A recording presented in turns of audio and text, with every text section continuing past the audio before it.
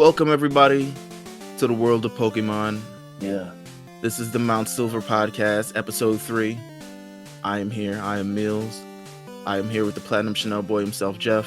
Hey, what's up, buddy? I am here with the birthday boy himself, Hey, Fifi. Pat, what's good, bro? what's going on, guys? Another one around the Happy sky birthday, here. man. Another year of 29. Listen, it's a good feeling right here. I love that me, you, and Jeff are all born in the same year. There's a great camaraderie there. I don't know how to say that actual word, so I just fumbled through. No, there's energy there because of it for sure. There's 100%, and we are here. We are back for episode 3 because you guys like episode 2 and episode 1 so much, and we thank you guys for continuing to listen. I liked episodes 1 and 2 so much. Yeah, I mean that as well, but we continue to do this. I mean, it's just fun. Even if this wasn't episodes, I feel like at some point we would talk about it, and we would talk about it for multiple hours.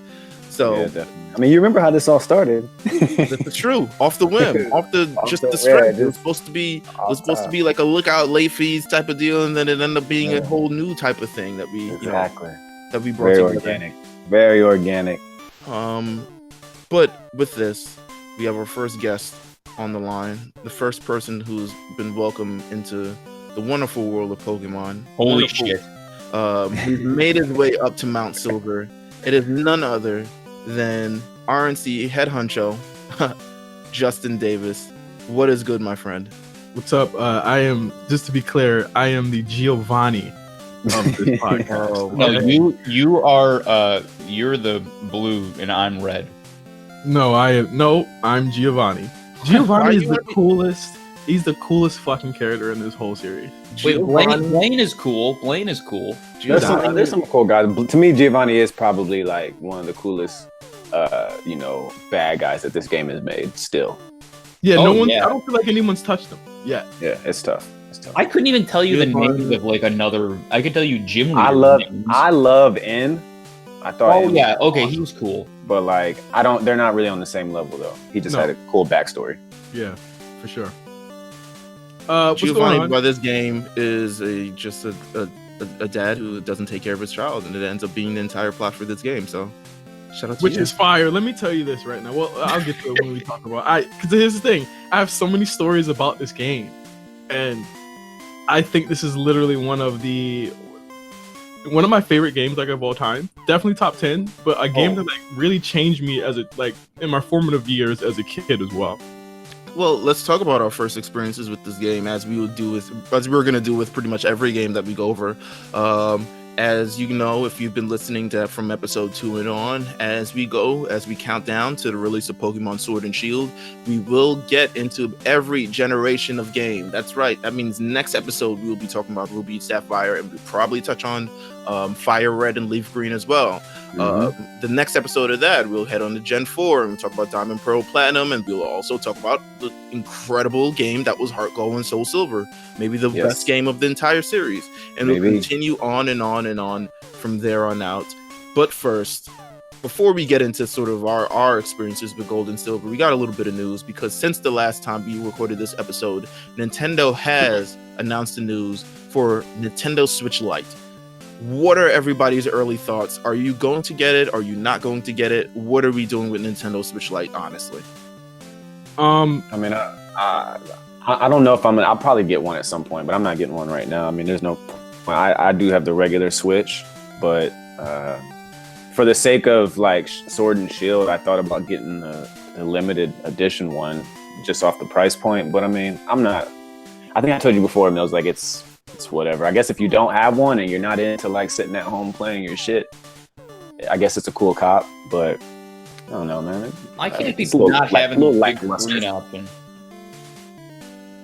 Run that back, Pat. I can't. I have to have the big screen option. I don't even use it that much, but I have to have it. Yeah, I mean, we talked about this at length the day that it was, or the morning it was announced. I feel as though, as someone myself who struggles to play his Switch, and this year I kind of made a mandate. I'm going to play this system more. Seeing the system come out and seeing Nintendo strip so much from it. No docking, no HD Rumble, no IR capability. Like nothing on this Switch Lite is even worth it. It's literally like Not a Switch. Bro, exactly. It's not a Not a Switch. Switch. It doesn't switch. yeah, it's like the fact that they could even call it that. Essentially, it's a 2DS. I mean, if you want to keep it 100, it's just them. A big creating- 2DS. Essentially, yeah, and it's like, there's a list of games. I don't know if you guys saw this, but like there's a list of games that just don't work on a Switch Lite, like at all. And it's like Nintendo once again. Does Breath of the Wild play on it? Yes, it does, Yeah. but it doesn't have HD Rumble. But games like Mario Party, where you need to you have to start the game docked, you Yeah. cannot play on the Switch Lite. And part of the draw for them should be like you can all bring them to the same place and play all on the Switch Lite. Yeah, and I mean, again, taking away functionality, I'm never a big fan of. The price point is like literally whatever. Because my thing about the price point is that the Switch is, this also came out this week. It's one of like the 4th fastest selling consoles of all time. It's almost like reached PlayStation 4, in like 2 years. There was no one complaining about how much this system was. No, Yeah, man. it's It was worth it affordable to me. compared to Like, things. It's like one of the most affordable electronics you could get. Like it's cost the same as an iPad. Yeah, it's there. I saw no one complaining about the $250, $299 price point for the Switch. So people that were saying, "Oh, it's for people that can't afford them," there is nearly everyone in the United States and Asia and everywhere that has this system anyway. We did not need the Switch Lite that badly. I think it's probably to hook in people who like. There's a lot of older like fans of Pokemon our age who have only played Pokemon Go. Like they haven't stuck with playing main games like we have.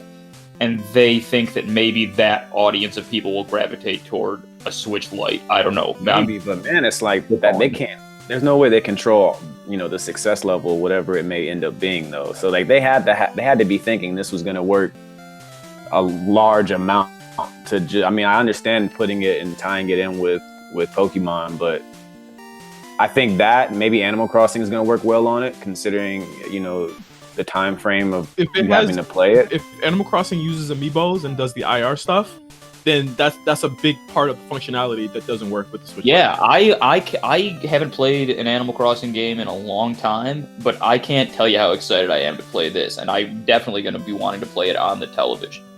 One more thing about that is that we thought that we were getting a Switch, an improved Switch, but it seems like all we're really going to get is a newer version of the Switch with better battery life.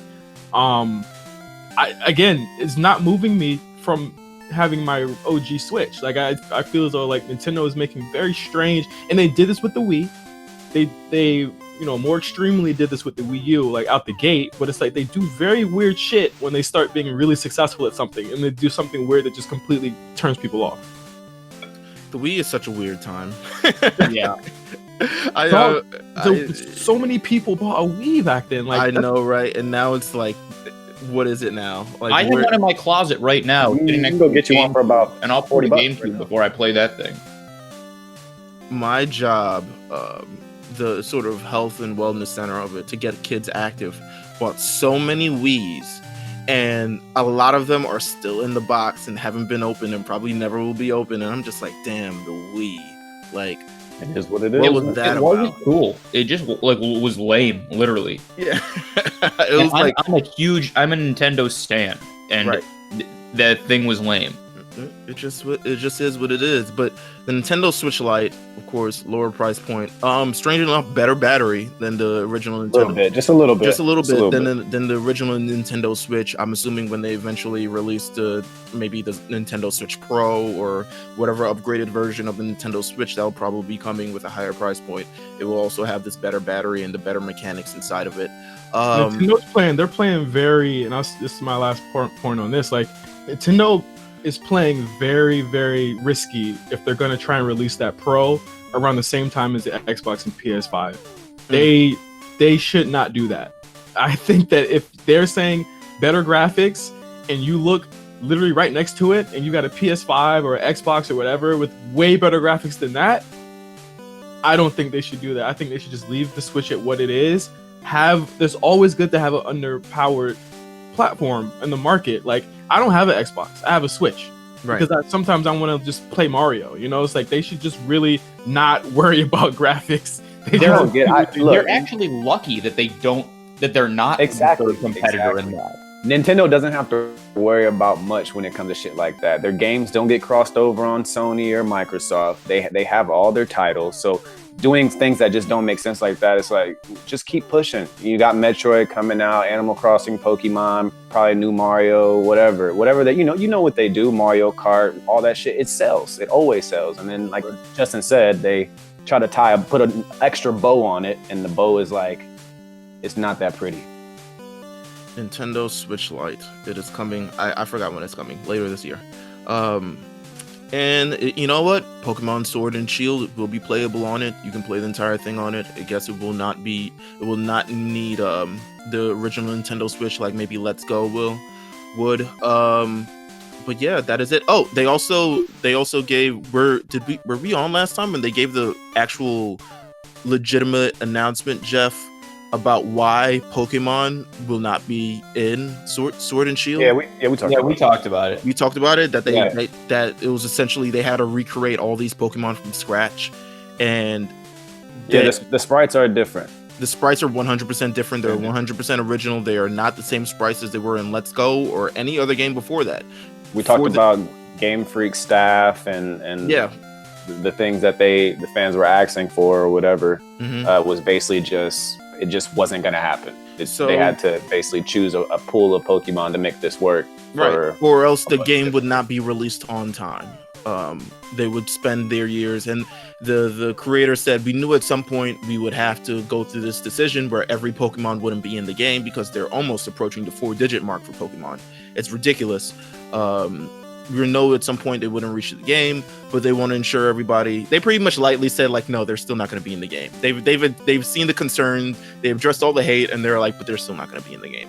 I already told you how I feel about that. But a lot of people, I'm assuming. Like no, I mean, what do you mean? I don't like the, again, like gating off popular Pokemon I've never been a fan of that, and I'll talk about that even with Gold and Silver, like the way that they handle it in this game. Sure. Like I thought was excellent. I thought it was perfect. I thought, we'll talk about that, but it's like now it's like you guys continuously added Pokemon to these games, and then we're just like, well, we're not going to bring it back any fan favorites. You better just like what we give you. I just don't. A lot of these guys are losers. But so here's the thing. I mean, this is probably all Game Freak and Nintendo's entire plan. They're probably going to release another version of this game, and it will have the Pokemon that aren't in this game. And that'll probably be the kind of way that it goes. Instead of it being like a Gold and Silver where one isn't in gold, one is in silver, you probably just have to wait another full year for the entire new games. But I kind of understand the aspect of just like, okay, I get it. You're not going to be able to. There's almost 1,000 Pokemon. And as they continue to upgrade these games, I mean, just the scenery for this game looks beautiful. The just everything from the interactions between the players to the new, exciting features and all these other stuff. They're adding so much more to it, and something eventually has to give. I guess those are the police coming after me for this wild statement. But it's not a wild statement, man. At the end of the day, it's like, if the game works competitive, they said Pokemon Let's Go wasn't going to be competitive. It wasn't. For them to put all 1,000, however many they have left on this game, it just wouldn't work out. There's a lot of different rules. There's a lot of different things they'd have to ban and keep track of. And people are going to end up being pissed off anyways if they were to add it on there, because everything wasn't going to end up making it, especially for the people that play competitive. But the people that play for fun, I definitely understand. Like, I get it. I get like why people would be upset about not having everything on there. You get Charizard, but no Bulbasaur, no Venusaur, whatever it is that they end up putting in and putting out. I get it from like just people who just play the game to play the game. Right, 100%. Let's get into the topic of this episode, which will be the Gold, Silver, and Crystal Pokemon 2nd Generation. Hell yeah. Gen 2 over here. Now, before we get into our own personal experiences, I want to, of course, run down a little bit of the development of this game. It was first announced in 1997. That's right. Pokemon Gold, Silver, and Crystal. 3 years before it came out in the United States, it was announced in 1997, and it was originally supposed to be called Pokemon 2, the sequel to Pokemon Red and Blue. Which would be so confusing because there's like already more than one version of the game. Yeah. Yeah. It was supposed to be Pokemon 2 direct sequel. A playable demo debuted at Nintendo Space World 1997 convention. As of recently, a ROM surfaced with the demo that is actually playable, and it still uses the Game Boy graphics and the red and blue engine and all this other stuff. And you get to see all the weird demo prototype Pokemon that never actually made the game or were eventually transformed into much better, cuter, more, TV friendly versions of themselves. And the best part of a couple weeks that we found this Twitter account Yeah. that's been sharing, and I'll share it with you, Pat, and you and Justin as well. We found this Twitter account that kind of has, and I'm sure Pat has already seen it. He's deep dive enough. It's a really fun account. It's like 100. There was originally over 100 Pokemon that was designed for this game, and only 100 made it. But you'd able to see a lot of pre-evolutions and things like that didn't make the game, or like evolutions that was supposed to make the game, or like Pokemon that looked completely different from where they was. And it's actually very, very interesting to kind of go back on, considering all the changes that they made, just to, like Mills said, to make it look more friendly on television or whatever. Like little things like the original Dragonite sprite, they took the scales off his back, changed his feet a little bit, like just little things that I really didn't even notice that I started following this account. I'm like, oh, they did change that. Right. Essentially, it was like defat Pikachuing every game, every Pokemon in the game. They moved like the crossbones from like Coughing's forehead to his stomach, like just weird shit. Like, yeah, I'm looking at screen grabs from the demo. The night is like a night vision compared to how it ended up actually looking in the game. The original Marowak had like a Kangaskhan type body. It was so many different things, and just the demo was completely different. I think the demo was originally everything was made for Game Boy, and then eventually when Nintendo said we're coming out with the Game Boy Color, everything sort of shifted for there. They got more memory that was supposed to be in the game. They were able to add a lot more things in this game, including Kanto. After originally 2 years of a delay on this game, which the 2 years, I would say those 2 years, it wasn't much of a delay at all, considering how Pokemon kind of rose to popularity like incredibly in those 2 years. No one noticed at all. We didn't notice. I'm not familiar. I wasn't 7 and familiar with Japan's entire sort of motives with this entire game, but the entire 2 years from 1998 through 1999 through the early part of 2000, it was just Pokemon mania everywhere. I mean, there was Pokemon, and doing collaborations with Burger King and Kellogg's and Kraft Singles. They had trading cards, they had clothing, soundtracks, television, movies, everything you could think of. When the United States captures a trend, they go all in on this trend, especially when it comes from Japan. Well, I mean, a lot of it was, I mean, not only just catching on to a trend, but really catching up to what Japan was doing with Pokemon. I mean, at that point, Japan was really on top of it as far as just everything. Like, I remember collecting the cards, obviously, and I had the old Beckett. You guys remember the Beckett card magazines? Oh yeah. So I had a subscription to those, and I would find out what was the hottest cards, and I would like import them. And we had import shops in Virginia where I could get the booster packs from Japan. I remember I got the White Star, one of the White Star rare Pokemon card that had one of the, I think it was one of the, like a famous Japanese actor or something like that. I got that from from learning about it in Beckett, and that's how I found out about what Gold and Silver was.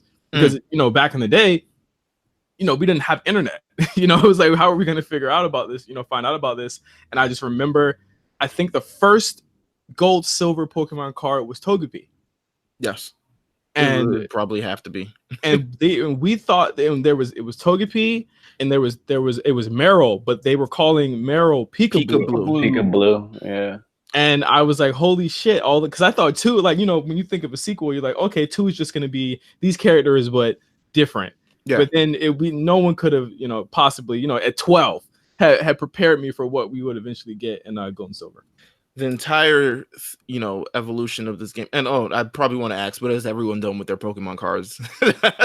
Mine are. I'm staring at them right now. They're my mom. They're my mom's house. I have a 35-page booklet of them, with imported cards. I think I stopped when did I stop? I have to have stopped around Gold and Silver. I stopped being as rabid after Gold and Silver, but I did still play the games.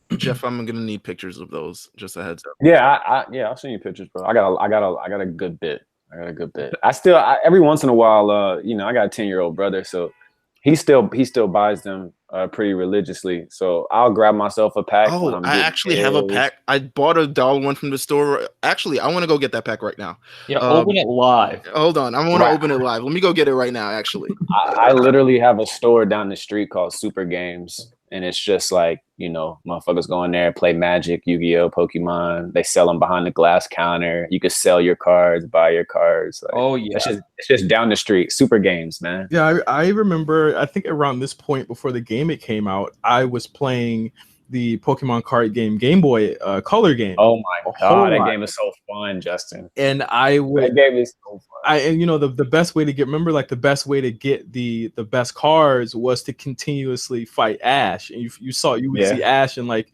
he was in like a Pokemon Center, and you had to he was in the corner, and you had to fight Ash, and he had all of his Pokemon that he had in red and blue, and he was like the toughest character in the whole game, but he didn't speak to you. He would just be like, you just fight him. But I think the Pokemon card game is one of my favorite games on the Game Boy Color of all time. It's just a shame they never made like a Gold and Silver version. All right, so I have the thing. I'm legitimately opening it right now. Hold on.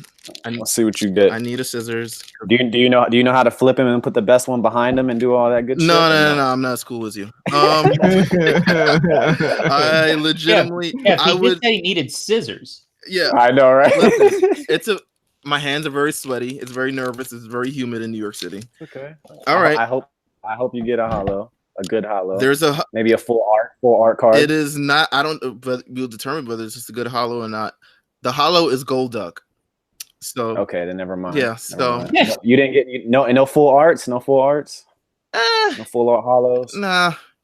I got Golduck Starmie, which is I don't know why it's purple. This is weird. Okay, this must be extra shiny Starmie. No, it is not shiny Starmie. I got Muck, Grimer, Pidgeotto, Pidgey again, Eevee, and Snorlax tag team. What the fuck is this? Yeah, it's a tag team. The rules of this game. And Dragonite. You got the tag team pack, man. That shit's good. The tag team pack is doing so well, like the tag team division that they have, that it's probably going to end up showing up competitive next year. Like they'll probably use that shit big time. Interesting. Basically, it's cards. They're teaming up like two like Pokemons on cards. The art's been really dope too, but I just can't keep up because it's so expensive. Just remember, if you ever wanted to clown your best friends and say like, "That's cap," you don't know what the fuck you're doing. You grab their Pokemon cards, you hold it up to the light, and you tell them, "I could see through that shit. That shit is fake. Get the fuck out of my face." Man. Don't bring me no fake Pokemon. If people had fake cards, I could not be around them. No, but it was a thing. Like there was so much. It was so much around it that the cards were just getting bootlegged like crazy. Oh yeah, and I was like, I don't even know where you get these. What the fuck? You get them from like a corner store, any some sort of bullshit store, some like dollar store, or anything like that. But you go up. I remember this specifically. Everyone would bring, "Oh, I got a holographic Charizard, etc., etc." Hold it up to the light. That's cap. Sorry. You lying bitch. Yeah. Don't dare try to fake the Charizard holo, man. Oh my god. But back to the development of this game. Before the games are actually released, the Pokemon that were revealed, as you remember, Ho-Oh from the first episode of Pokemon, I still don't get it. I was like, is this incredible foresight that I'm not exactly sure of? I think that's the Ho-Oh shit is so capped because like it doesn't look like the Ho-Oh that we got. No, yeah, I mean it's definitely some first. It's like a demo, yeah. Holo of Ho-Oh for sure. Also, I think didn't he have like glittery wings? I was like, Ho-Oh does not. Yeah, it's not that legendary. It's crazy because Mills, do you have by chance Ho-Oh was like Pokedex summary around you? Ho-Oh's Pokedex summary. Yes. It says, hold on, Pokedex entry. Wait, which one do you want? Which generation do you want? Gen 1, preferably. That's Gen 2, so I'll give you this. It says in gold, or Gen 2, because all generations had different Pokedex entries. It said in gold, legends claim this Pokemon flies the worlds continuously on its magic 7-colored wings. And then silver says the legend says its body glows in 7 colors. The rainbow is said to form behind it when it flies. Nothing about being just gold and glittery. I think it was definitely a demo version of this thing. Like it wasn't. But they had to have some kind of real plan to put it in episode 1. Yeah, that's what I'm saying. I've Or the always show was just wilding out, and they like just put that in there because they were like, "Oh, we don't even really know what this shit's about," and we put it in.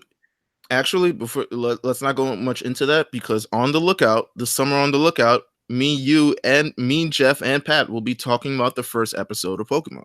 So that is definitely something that's included in that. Yeah, we could definitely talk about that because there is like the fun little rumors as to Ash seeing Ho-Oh at that time. So 100%. So we had Ho-Oh the first episode. Togepi was eventually revealed in the anime, became a partner of Misty. Then we had Marill, Snubble in the Pokemon adventure thing, little mini movie. Snubble was one of the early reveals.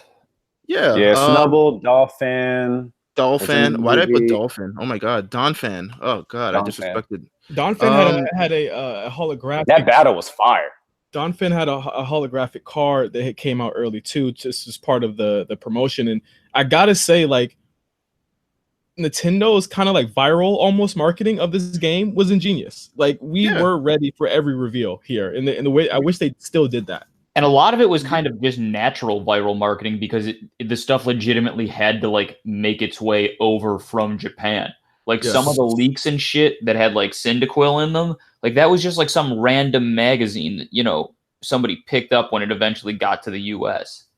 So they've been tinkering with that a little bit now, and I would say the only reason why you probably don't hear about it as much is probably because like you probably don't watch the animes aren't as popular, or Pokemon Go, you just don't play Pokemon Go. I'd say the closest thing to that was when they revealed Meltan, which was a late Gen 7 Pokemon. They revealed it in Pokemon Go. They just threw it in the game randomly, and everyone started freaking out about this Pokemon that just existed and no one knew what it was. They wanted to tie it with Let's Go because it's really the only way to really get it evolved. Right. So they just so it was kind of viral for that because people were just like, yo, there's this Pokemon. They didn't give it a name for a long time. Everyone just called it Nutto, which is hilarious to me.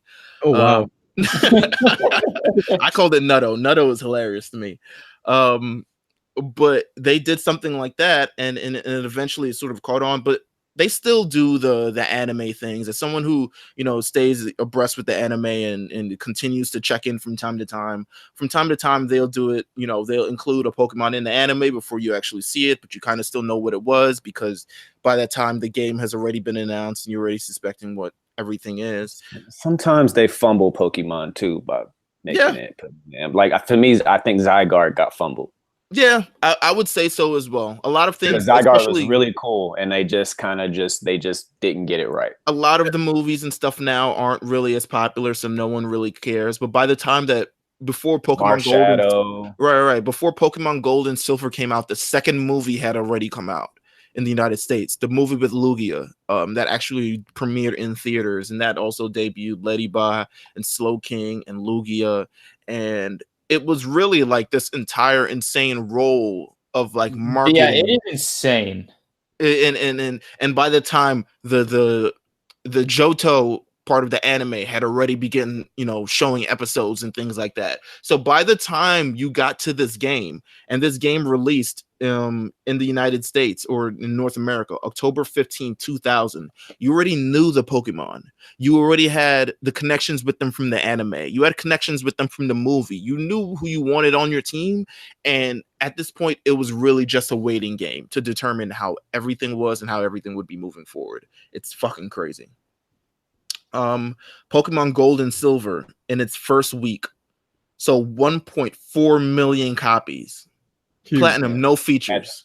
In 2000. In the year 2000, 1.4 million copies. I have to ask you guys, we're going to get into sort of our own backstories with this game. Were you part of the 1.4 million in that first week, or did you end up getting it out later on? I got it the day it came out. I don't remember when I got it for Christmas. I had to have gotten it when it came out. let's go through.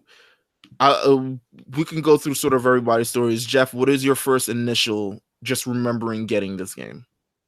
Well, I had just got to South Carolina. I think I had just we had just left LA, so I didn't really. I want to say I got the game that holiday, like that Christmas. 'Cause I think what game came out in November or August, yeah, October. Or October. So I don't think I got it, but I got Silver. Silver was the first one I got.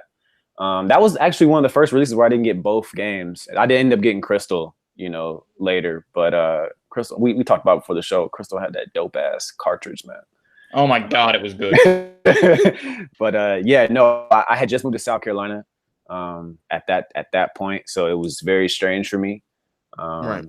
And Pokemon was basically all I had. I was the only child, didn't really have any friends. And yeah, I got the game probably that holiday. Silver was my game, and Totodile was my starter. This is true. All right, Pat, let's go with you. I don't remember when I played the actual game the first time, but I just remembered I actually played this before it came out on a bootleg ROM that was only about half translated.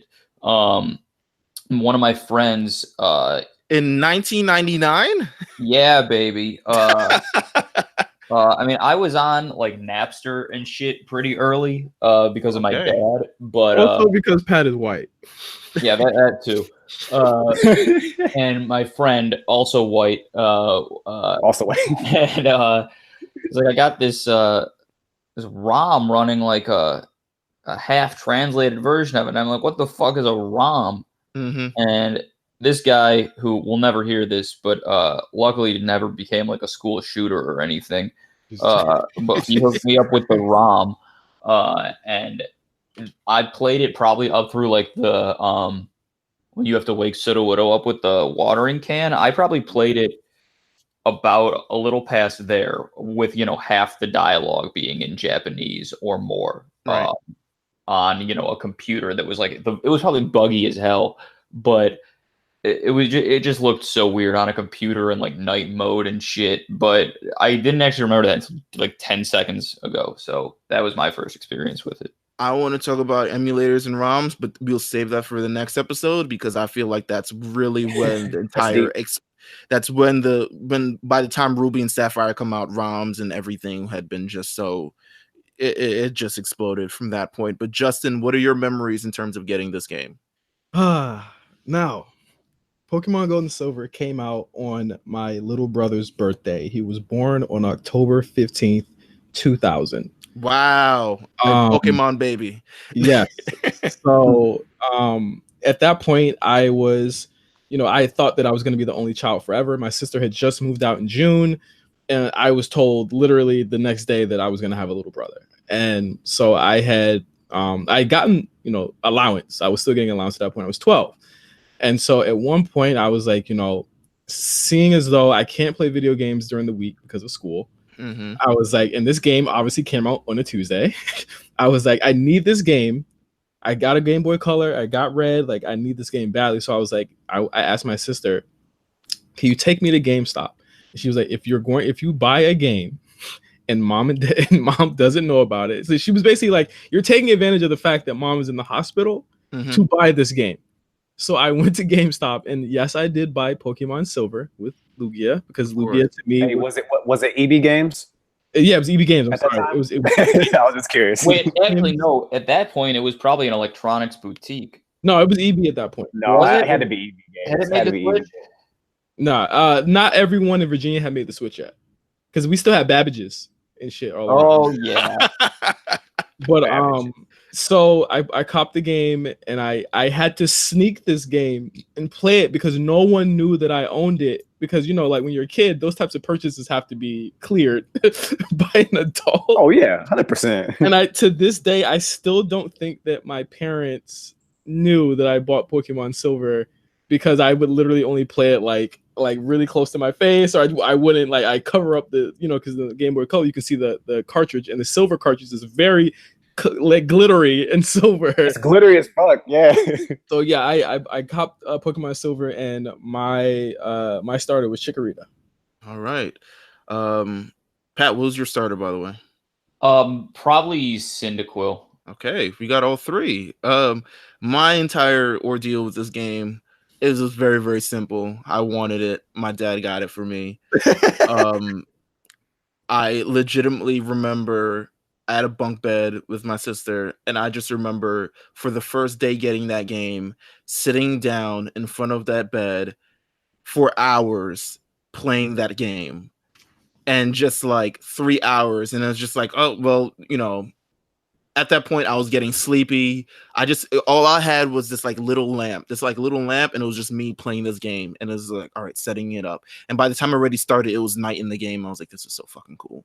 And just going through this entire game is just like, yo, I love this game.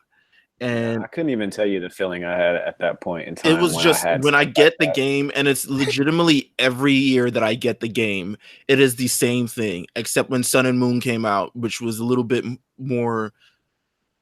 It was a little bit more underwhelming because they essentially played the game for you for the first 60 minutes of that Thank game. you. I hated it. Yeah, it's unbearable. Yeah. So, but otherwise than that, I have that feeling every year.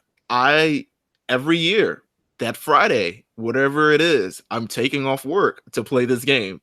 I just do. Like it is what it is. I still long for that feeling. I still love that feeling. I still love just remembering that moment in 2000 where I got the game, and it had to be, I think it was on that Friday afterwards. It wasn't on the Tuesday, but I just remember playing that game, going to sleep, waking up, playing the game, going back to sleep, waking up, playing the game, and just loved my life. And my starter, I want to believe my starter for the first run through of this game was Chikorita. Yeah, and we had a hard time. No, not Chikorita. Sorry. Ooh, fuck. I fucked up. Sorry. I'm a total dog guy. Cyndaquil. It was Cyndaquil. Cyndaquil is probably the best starter because the first two gyms are fucking like bug and flying, I think. Yeah. And Chikorita, you think I knew about fucking types? Well, listen, even harder than Chikorita, when you encountered your rival, that's when he really put that foot in your ass. Yeah, definitely.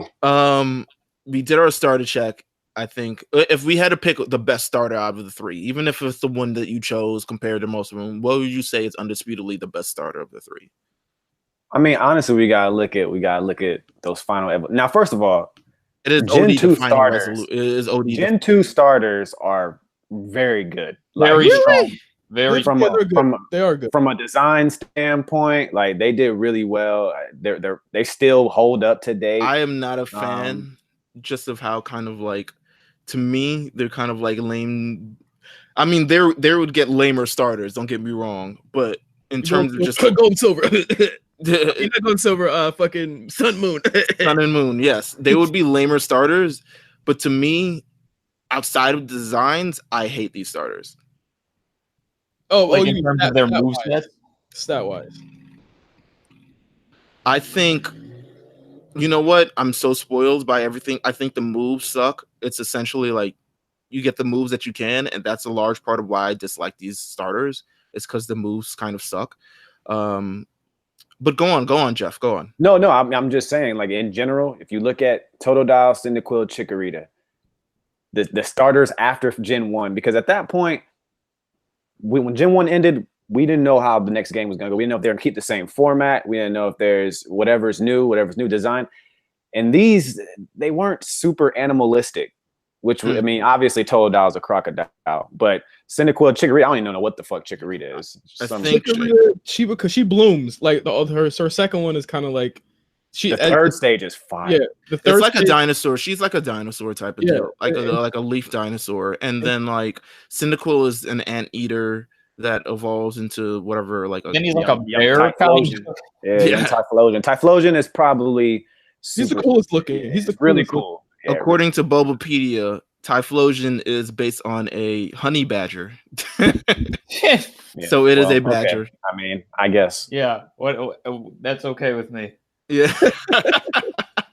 And also, see, if this game came out to where you get to hold all your TMs, you probably would fuck with it. These starters. No, you know why? Because even like I'm going back to Gen 2 TMs, like it could probably, the best thing it could learn was Thunder Punch in that sort of move. Like the best thing is like, okay, let me rock with this, because like it just, to me, it still hadn't gotten super competitive at that point. Nah, it didn't. The move pool we were still barely playing with increased, friends and shit. but it was still pretty new. But I would say overall, if I had to pick probably the best starter out of these things, I would just say it was probably Feraligatr to me. Yeah, I think obviously, like I said earlier, like Chikorita had such a uphill battle in those first, couple gyms, but after you get past that, she's pretty cool. But I think in terms of like what I liked, I'm always drawn to like grass leaf type starters for some strange reason. Like I picked Bulbasaur, I picked Chikorita. Like every single game, I think there's one where I didn't. I think maybe Ruby Sapphire, I picked the fire equivalent starter in that game. But I just thought she was cool. But I definitely respect the fact that like out of all the starters, you should pick Cyndaquil. Like you'll just have an easier time. I just think, yeah, I don't. You probably will. You definitely because will. by the third gym in any game, you're gonna have enough Pokemon to beat whatever the type setting for that gym is, except actually maybe in these games when you had to fight the fucking Miltank. But for the first two, you can blow through them with Cyndaquil pretty much. I mean, Falkner, for like as weird as it is that the first gym is flying type. Well, I think it's just because it's like the most basic, easy. It's like basic besides normal type. It's like the most basic type. Like it's like Pidgey. Well, exactly. You also couldn't get any real true electrics. I mean, Mareep. You could get a Mareep. I'm talking about at that point. I know Pichu was still in the game too. Pichu got its announcement as well. Lantern and Chinchu. But you could blow through the first two gyms pretty easily with Cyndaquil, and you'd have a harder time with either of the other two. 100%. Let's get into the rival in this game. The rival, the unnamed asshole of a kid, red hair, his entire ginger freak. Yeah, his entire story of this game. He came in, he stole a Pokemon from the lab, and he began using it. And real shit. Why did he steal it? They give him out for free to everyone. Because he wanted his different. He wanted his different. Pat. He wasn't he felt he wasn't a standard, like I guess a trainer. I don't know. He just wasn't. He stole the Pokemon. He was an asshole. And he's an incel. He is. He's definitely an incel. To this day, he stole the Pokemon from Professor Elm's lab. You eventually, catch up to him, and he battles you, and he continues to battle you throughout the entire game. His entire team. I mean, it evolves as this thing goes by. I can't believe he still, was able to keep the starter. Like they didn't even like press charges or anything like that. Like he really just got through this entire game. But he sees the errors of his ways eventually, but it's kind of too late. He's still kind of an incel. It is eventually revealed officially in the remix of the games that he is the son of Giovanni. What? Yeah, he is. There's a scene at the end of the game, which I guess we could talk about it now, but basically there's that cut scene where like he comes in to Giovanni. That shit was crazy, bro. Giovanni like disappears. Yeah. He's just a guy with a top hat sitting in a cave and Hargo. Yeah. It's like, what the fuck? I remember everybody thought Giovanni was Ash's dad for a little while. Yeah. Ash's mom and all that stuff. I never played Heart Gold Soul Silver. I believe me and Jeff had conversations about me playing it a couple years ago. I just never got around to it because there was like a gimmick around it. It's so good. There was a gimmick, right? And like the game was like so. Okay. So Heart Gold Soul Silver, when you bought it, first of all, Heart Gold Soul Silver was about $55 when it came out because it came with the walker. Yeah, it came with the walker. The big thing was every Pokemon walked behind you, blah, blah, blah. Now, that was the cool part about it. But they went and they basically fixed everything in the old ones. They still had you can go back to Kanto, all that fun shit. But yeah, it was one of those things where like, if you go buy that game now, it's still a $45 game. It's the fucking most incredible Pokemon game of all time. It just is. But it's my favorite game. All the Pokemon cartridges, they all have high resale values. Yeah. Yeah, they don't lose no value. Nintendo doesn't believe in price cuts. They do not believe in price cuts at all, bro. It's like one of my biggest. I hate that. You, like I said, you can go to GameStop right now, go look in their little bullshit used container, and all the Pokemon games are over $35. It still might be, quite honestly. But yes, the rival ends up being the son of Giovanni. And we learned that in Heart Gold Soul Silver. There's also like this little anime thing that you can watch that kind of reveals it as well. Where Looker, the detective in Heart Gold and Soul Silver, is like, we've been looking for the whereabouts of Giovanni. He was like, I don't know where he is. And he's like, I haven't seen him in years, and some shit like that. It's some wild dramatic shit. But you get to see essentially his father, became, the leader of a top organization, then just kind of disappeared. And probably he doesn't, I don't know where he is. There's no mother, he doesn't have a mother figure in this game, so it's kind of weird. But yeah, the rival, kind of an asshole.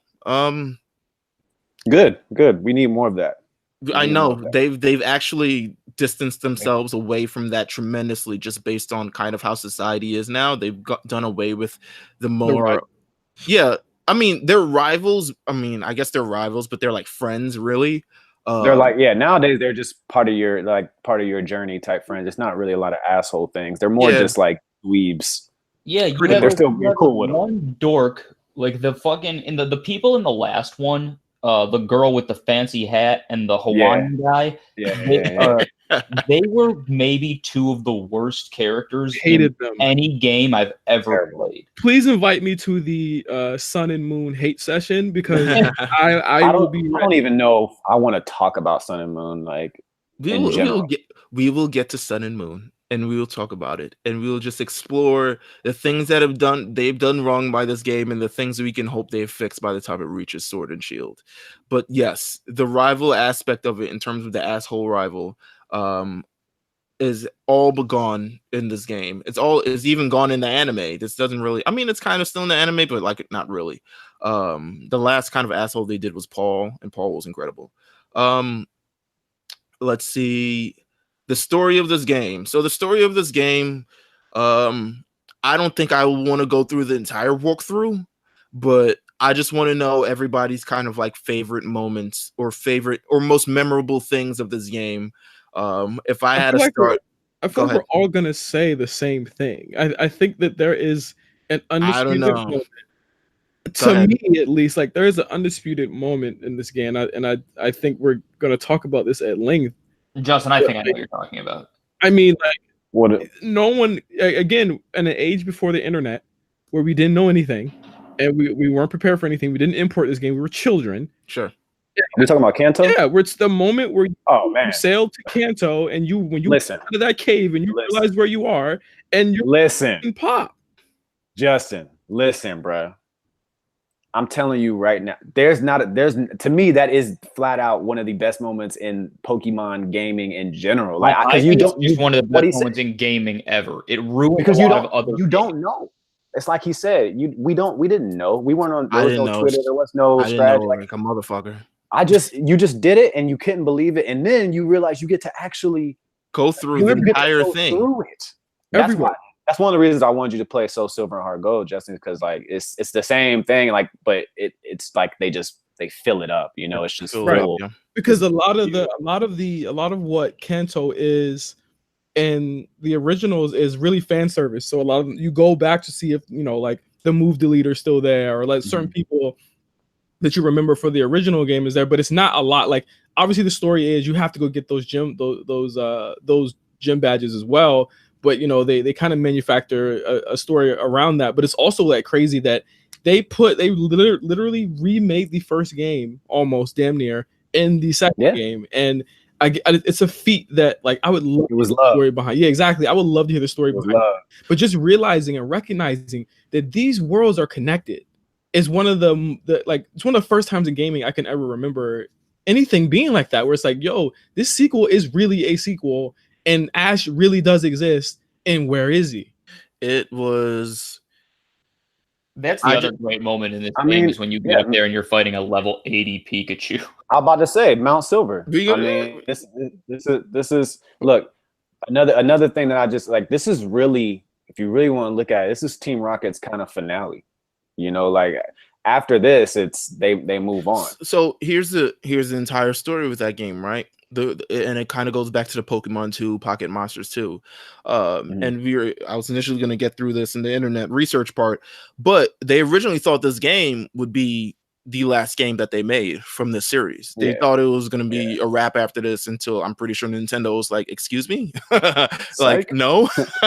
This is us right now. This is everything. But this was originally supposed to be the last game of the series, and it was also supposed to play as a sequel to this entire thing. This game takes place 3 years after everything that happened in the Red and Blue. They still reference a lot of things that happen in Red and Blue. Which, can we just say, for purposes of in-game discussion, that would mean that Red, who is living alone on a mountaintop, is 12? Yeah, man, he is technically. 12, 13. Yeah, I mean, Red and Ash. I mean, they're not the same person. They're not the same person. They're not the same person. But you can clearly see where the inspiration came for Ash. I feel like, I don't know if Red was first or Ash was first. I'm gonna guess Ash was first. I don't really know if the Red game was developed first. Red was first. Like Red was first. Ash was made for TV. Red was made for like the game and like real OGs and shit. Red's one of the more competitive players you're gonna play in the game still, almost. Yeah, he's still one of the most unbelievably smart. I think him and Lance are like the smartest AIs in this game. Lance returning. We'll get to. We haven't really spoke about Miltank really yet. So I mean, we'll get to all of that. In terms of just the story of this game, you go through a beginning part of this game, and there's some interesting parts in there. There's like you get through, you just capture all these new sort of Pokemon. You get the Team Rocket things that we'll talk about in a little bit. Anyone sort of. And maybe we'll continue to go through the entire story of the game as we hit these other points. But does anyone remember their Pokemon teams in this game? Or at least people that you feel like you featured on your team? Because I know I had an Ampharos for sure. Definitely had an Ampharos. I know, and I taught it Iron Tail. I remember that specifically. I can't remember for the life of me what else I had in this game. But it couldn't have been I definitely had a ferret because I thought ferrets were cute. That's how a lot of Pokemon went with me in these games. I might have had a Noctowl.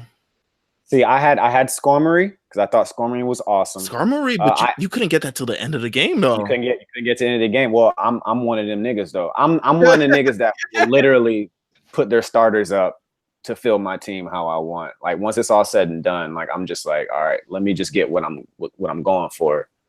Plus, I mean, new evolutions, fucking Espeon. Me and you, Jeff, you and I are like so on the same same wavelength because I had an Espeon. Just because I like psychic Pokemon, I had a Tyranitar. Tyranitar is my favorite Pokemon of all time. No, I had nothing wrong with that. That's near the end of the game. Yeah, I know. But I'm saying we're talking about playing through the game. It was so many things changed for me because I would move on quick, or I would have something. You know how it was back then. If you weren't training properly, your starter would be on fucking level 30 and everything else is on 22, 20, 18 and shit, and you're trying to catch up. But like it varied because honestly, in the beginning of the game, Sentret, fucking Hoot, and Ladybug, they'll get you through like half of the game though. Look. Yeah, but they're also not cool. Yeah, or like that fun to use. So like it just depend. But like later on, I'm talking about things that like really caused me to have a lot of fun, or things that I thought were going to be special later. Yeah, I had a Heracross. Like Gligar. Like I loved Gligar, but Gligar didn't get its evolution till later. Mm-hmm. But I thought it was so cool. Fortress, so cool to me. You know, ended up not being as great, but at that time it was really good. Sizer, same thing. Like Sizer, awesome Pokemon. Later on, terrible typing though. yeah. It a lot of these things. It depends. I mean, anything against fire. I mean, if it's against fire, you're fucked. But anything else, you're pretty set. With Scizor. Legendary dogs were in this game, so that was awesome. We'll talk about that. No. We'll talk about that. We'll talk about the legendary dog. Of course, Celebi. I'm gonna put it down on the list now because I know. Bro, I have a Celebi stuffed animal in the room with me. Celebi's cool. I think Celebi's cooler than Mew. I think Celebi's cooler than Mew. Except the fact that it's an onion. Yeah. Let's see. We had weird. I'm gonna wait till this motorcycle passes by. Yeah, It's drag racing out there. The Red Gyarados. Red Gyarados. This Awesome. The first time that you encounter a shiny in the game, shiny introduction. They played it. Did anybody remember Ash's shiny Noctowl? Yes, I do. Of course. It was the first time they had it on the anime. Actually, I need to check that because what color is a shiny Butterfree? You talking about Butterfree? No, it's not. It's not pink. Was that just bullshit and they made one pink? It was bullshit. It's not pink. It's not pink. Yeah.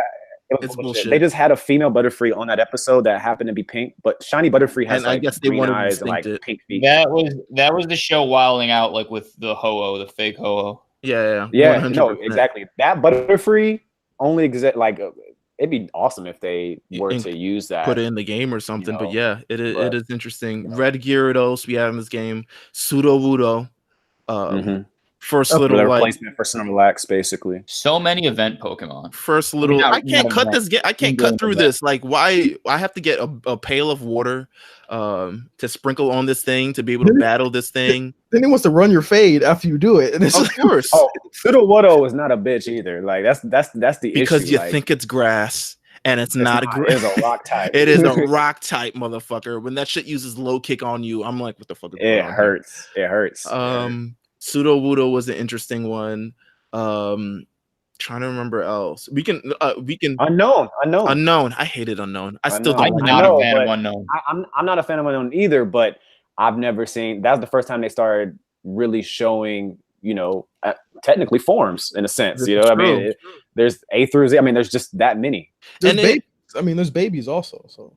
And they got you so enveloped into the plot because of how critical, and this is like one of really the only times that it was. I mean, it would happen a couple times after that, and then they would just start expanding the amount of Pokemon in the game. But this was one where the Pokemon itself was a lot of critical to the plot. I mean, you had that Slowpoke cave, you had that Red Gyarados at the Lake of Rage. You'll always remember everything that sort of come on from there. You had. And most importantly, the legendaries of this game, and it's the three dogs were so, especially when you legendary got the crystal, they were so important in this game. When I went into that basement and saw them all sprint away for the first time, I was like, "Oh, what the fuck?" We in the end game now here, right? But the worst part is, you didn't know where they were, and you would randomly encounter them. Love that. I love that. Fun. But it would be so rare when you would encounter if you encountered them, it was great because you got them in the Dex entry. You're able to kind of look where they will be or where they're gonna be next in the Dex, even though they'll still fucking jump around. You fly to one area of the game, they're gonna be across the map on the other side of the game. You fly to one area of the game, you're gonna jump into other stuff. If you managed to get the Pokemon entry, you were kind of solid. If you didn't, it was kind of a wild goose chase. It's like maybe I'll run into them, maybe I won't. I don't fucking know. Yeah, I love that. The idea, again, we didn't know anything back then. So like when you first see, I think the first one that I saw and I continuously saw was Entei. And I think that once you find them first, I think they found out later on when people started looking at the Dex values and shit like that. Then when you find a dog once, they start to pop up a lot more. Yeah. So then like the trick, like one of the tricks is like if you want to find them, they don't run on the same values as random Pokemon. They run on their own values. So if you put on a Repel, they'll pop up. They'll be the only Pokemon that pop up if you put a Repel on. You have to have little shenanigans. If you turn some shenanigans on, you can make it happen. Yeah. It was. I think the one that I saw most was Raikou at first. I mean, he was the last one I got. I think one of the. There was definitely a trick where it's essentially, I think it was right outside of Goldenrod Town or where that area where you do the bug contest type of shit. If you just run back and forth between the game, it was just long patch of grass and you can eventually run into them in that patch of grass. But there was a whole process behind catching them. You had to use Mean Look to trap them and then hope they didn't use Roar. Yeah. Well, you need False Swipe too, so you don't kill them. You don't kill them. If you had a chance. You had to use an insane amount of Ultra Balls. This was very. I give this game level 40. Yes, they were level 40. Level 40. That's high.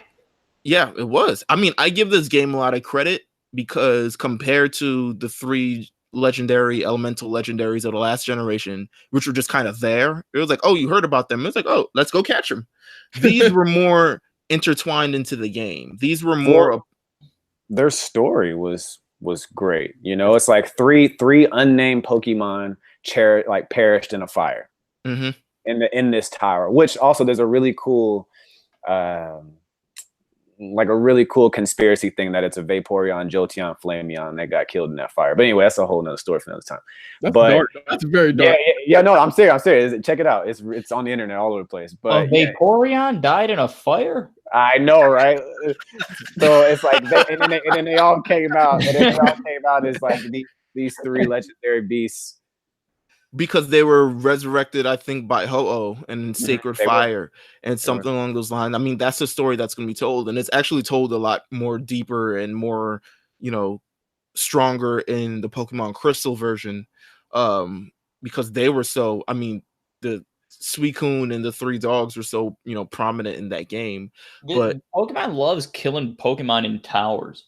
This is true. I mean, it is what it is. And then you catch Ho-Oh right on top of the tower. To me, I love that. I love the what was it? The sisters, the Eevee sisters. I forgot what their name was. Yeah, and then the Eevee sisters. The Eevee sisters were so cool. That's a hard fight. Yeah, I mean, all of them. It was good experience though. You got good experience. Oh yeah. But those Eevee sisters in that town and all these other things, they were very just. All these Pokemon were so intertwined into the plot that you had no choice but just have these connections with them because you had to go through them and go through all these things. And now when you get to Pokemon games now these days, it's not so much the same, or you've been through them before and they don't really matter, and et cetera, et cetera. So it was kind of cool. Accidentally killed Suicune one time. Suicune, whatever. Suicune. I accidentally killed her. You murked it. On accident. I don't blame you because it's like that was the hardest one for me to fight. Entei was really easy.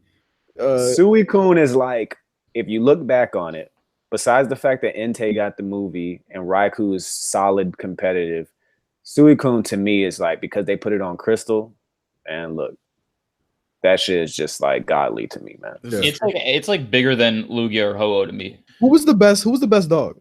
Like Raikou. Raikou was? I think Raikou from a competitive standpoint, Raikou is really good. Yeah, Raikou gets used so fast, right? It's fast, it's strong, they had a really good special attack. Yeah, it just did. It had a much better move. And I think its base stats were, I don't know if they were the highest, but they were definitely like the most useful. Nobody really uses them anymore because they got replaced by Thundurus and yeah. What's the other one? Mills? Yeah, Thundurus, Landorus. They basically got replaced by them. They're all competitive as fuck, like all 3 of them. So yeah, it's just kind of now. They're cool. They're part of our history. They're part of the Pokemon history. So right. We had the birds. The birds were obviously super important and incredible, and they had to come back with something just as hard. And I think they worked out. Gym leaders in this game. Gym leaders. We'll be going through. We have Falkner, who kicks off this entire thing. Very easy. Very not even weak. Simpleton. I had Chikorita, so fuck all of you. We had Falkner, then we went on to Azalea Town where we had Bugsy, who's apparently like a 20s mobster. Why are we even talking about any of these guys? Yeah, we all know this is about Whitney. This is about Whitney. Whitney's region, as far as I'm concerned. Like Whitney, I watched a YouTube video of Battle Against Whitney. And I still am triggered by the nightmares of having to face this goddamn. Let's be clear. First of all, a normal type gym is bullshit. Let's just be clear here. I agree. She came in. Only one other gym had 2 Pokemon. It was the first one, and hers. She had a Clefairy and a Miltank. Clefairy and a Miltank. That's all she needed at this point. That's all she fucking needed, dog. And she was a troll. This isn't one of those things like, haha, funny Miltank. Like, I don't know anybody who had an easy time with Whitney. I think I had a fighting type Pokemon at that point. Don't you get a Hitmon choice right before her? Well, I don't. It might be a Machop choice. I So think here's I have a chop. so here's the thing: they introduced genders, which made a very attack that Miltank had very, very dangerous because Yes. she had the attack attract. Tracked. Yep. Attract. Now, attract would essentially, if you're immobilized by love, whatever that means, you wouldn't be able to attack for that turn. Then she would come out and she would stomp you. And if she stomped you correctly, you would flinch. So you wouldn't be able to attack even if you got a move off, even if you weren't immobilized by love. And then let's talk about her sustain though. Milk drink. That was milk drink, her recover. So if you manage to even get her past a certain amount of life, she's just gonna use milk drink anyway to get back and then the final nail in the coffin is rollout. Which is stronger in succession, and it doubles every time it hits. You just ask for it. Yeah, you just ask them for it. I mean, you beat her eventually, but fuck, I believe her Clefairy was like metronomed out too. Like metronome, mimic, double slap. Yeah, is she still hard in the remakes? Yeah. I mean, you know what's coming now. Like you know what's coming now. Miltank is you can handle it nowadays, but just like at this time, there wasn't enough variations to really there wasn't pass her properly. The Miltank in Heart Gold and Soul Silver is one level lower, but Stomp and Rollout both have I think are both stronger moves. I think Stomp was doing like 70 at that point. Yeah. And it was 60 before. It is still, and it has a Lumberry on it in the new game. Yeah. So it's definitely very hard. But yes, she's in Masters. Oh, there she go. Yeah, Masters, which will be coming out pretty soon. So this was Whitney's region. I really didn't have any trouble with. I think maybe Claire I had a little bit trouble for that Kingdra. Yeah. Because love Kingdra, by the way. Kingdra was a dragon and water type. Didn't really have a good weakness. I think I have I didn't like Morty very much because he had no new region Pokemon. It's weak for a gym leader. He was trash. Morty was the ghost type gym leader of Vecrutique City. Didn't have a new type, but definitely had a new move with Curse. That Curse, Spite, Mean Look. Curse also has a really dark animation too. Oh my god, yeah, it's I love Curse animation. The little stab and the I'm like, whoa, like we're getting the cutting here. Yeah. At that point, I'm not into this. We had handled Gengar a good bit in Gen 1, so I wasn't afraid to deal with Morty. Was Shadow Ball a new move though? Shadow Ball, yeah, this is Shadow Ball's introduction. Yeah, because Mewtwo was doing Shadow Ball like in the anime, but he didn't have it in like Gen 1. Yeah. So yes, this was Shadow Ball's introduction. Oh, I didn't even remember that this was Shadow Ball's debut gen. Getting to gen. Oh, actually, no, I'm kind of going out of order here. Go ahead. It's all good. Go ahead. I thought Chuck actually could be kind of hard. The guy, the fighting guy. You had to get the way you had to get to this fucking gym though. Like, damn. That was a pain in the ass. But actually, the bigger pain in the ass was getting to Jasmine's gym, which you could easily, even with the Steelix, you could destroy if you had any fire type. But the like whole thing with like the lighthouse and shit, and I never loved the beach towns in the games. No, I agree. I just don't like the geography and like the look of them, and like I don't know. No, you're right. I agree with you. I agree with you as well. We'll talk about it in sort of the new things that were added to this game, but yes, steel types. She was the first steel type gym leader. A lot of Pokemon got repurposed as Magnemite, Magneton. Steelix became an evolution in this game, evolution of Onix. We talked about Scizor Steel and Dark, man. We haven't talked about Steel and Dark. Yeah, really. I mean, I have them on the list a little bit later here, but it's definitely Steel and Dark are new types added to the game, and they brought a lot and sort of leveled out the metagame in terms of taking psychic types and making them a little bit less dominant. Powerful. Yeah. This was the end of in my opinion, this was the end of Alakazam's like whole shit. Yeah. Because Alakazam was way too strong. let's go. After you beat all 8 gym leaders, you head to the Elite Four. You go through Victory Road. You get to the Elite Four. Mm-hmm. I remember my experience with this. This game does not adequately prepare you for the Elite Four. No, it does not. No. But I think Not at all. I want to say that was part of the point. Like they're like, yeah, these gyms weren't that bad. We gave you a rough time with Whitney, whatever. But Well, like you know something is fucked up when even like the Elite Four's levels aren't that high. Yeah, but yours aren't either, by the way. Yeah, and it's not. It's like the thing is like if you get to a point where like the difference between and this isn't accurate, but the difference between 55 and 65 is smaller than the difference between 55 and 45. You know, it's like this is an even more ridiculous example, but it's like it's why if a guy who's 95 was married to an 85-year-old person, you'd be like, oh, that's normal. But if a person who was 25 was married to a 5-year-old, you'd have to kill them. So like it's that, you know, but then like you are in like level 40, 41, 42 at the first guy. And that's so weird because that's not even high enough for some people to have reached a third form. No, it's kind of very, very strange. But just to me, the worst part about this, going through your first sort of run through the game, is like I was in level 40. Yeah. I think my highest, probably by the time I reached out of that cave, was like maybe like level 37. Also, be clear, Gold and Silver first half is very short, at least about 7 hours. Well, yeah. It's because you don't know. You're kind of getting bamboozled, and you're like, "Oh, my shit's only like maxing out at 45 right now because I'm going to Kanto." Right? No, but you didn't know. You didn't know. Yeah, a whole nother half with new Pokemon too. Right. So I remember that part. I was just like, I remember going to the library. Oh my god. And talking with kids, and just like I'm like, yeah, I'm about to finish this game. I'm at the Elite Four already, and they're like, there's like another part. Like the game isn't over. And it became so. I thought it was so cool as you were going on your way to the Victory Road part, where you go to New York Barktown, and it's like, oh, actually, yeah, like the professor casually tells you, you swim across that lake, you're in Kanto, by the way. Like that small lake. Good look.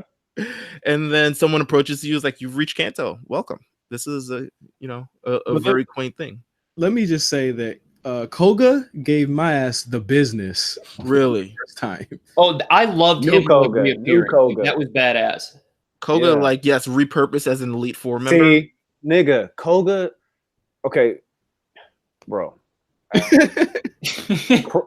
Crobat. Still, just one. I love Crobat.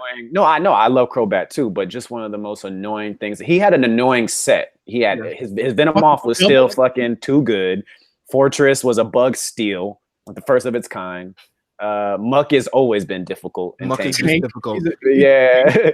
Minimize is just an asshole. Minimize is. I'm glad Minimize has been banned, but Crobat is just very good. A very, very, very good third level 3. Like they really did Zubat well because Zubat was the shits and the dreams. They really were. They did great by Zubat, but I like to think that Koga's one of the reasons Minimize is out the game. Yeah, because it took so long to beat Muck. Like you couldn't hit him after a while. He just kept using Minimize, and you couldn't hit him. Like you just couldn't get it out of here. Who was the easiest of the 4? Was it Will or Bruno? I think I fucking work Bruno every time. I feel like Will to me was definitely easy because Will was trash. Because all of Will's Pokemon, all you needed was like one. Like I had Espeon, so just like get the fuck out of here. I thought Karen was difficult because she had a bunch of dark types, but then all her dark types, she threw a fucking Vileplume in there just for shits and gigs. Cheated it because like Murkrow is dark, but he like is like Murkrow and Houndoom were like, oh, they really cheated it with those. And and Houndoom is also her final one. Like Houndoom was very tough. Oh, Vileplume's not even a dark type. Bro, it's grass and poison. She really just sprinkled it in there. Like, all right, how about this? I get it. Like, it's aesthetically on there, but you can't have that and fucking Gengar. Yeah, that's true. She beasted it. And then, of course, Lance decided, well, I'm going to have 3 Dragonites now. My other Dragonaire's finally evolved, so. The champion. Shit. The champion of the league, Lance. Originally, the 4th person in the Elite Four in the last game. He has now gone on to become the champion of the league. And Level up. boy, were you going through some trouble with this. First of all, the music was different. The music is the Fuck that. 3 fucking Dragonite. Why? And they gave him a Charizard. And he gave him a Charizard. And an Aerodactyl. Again, both not flying. And the Gyarados is also not none of those are dragon. Like he only has 3 dragon types on him. But I mean, still in the game, they hadn't even gone and really expanded the dragons sort of palette outside of Kingdra, which is like Claire's use, and I guess Claire was Claire is Lance's like protege. They hadn't really expanded. Protege. Yeah, I mean, they hadn't really expanded the entire dragon thing. Don't they bump Gyarados up to dragon after that? Nah, his mega is dark and his mega is dark and water. No, yeah, his mega is dark and water. It's weird. He's never been a dragon. He's false dragon. I thought some people got bumped. I thought Aerodactyl got bumped up. No, they kept his.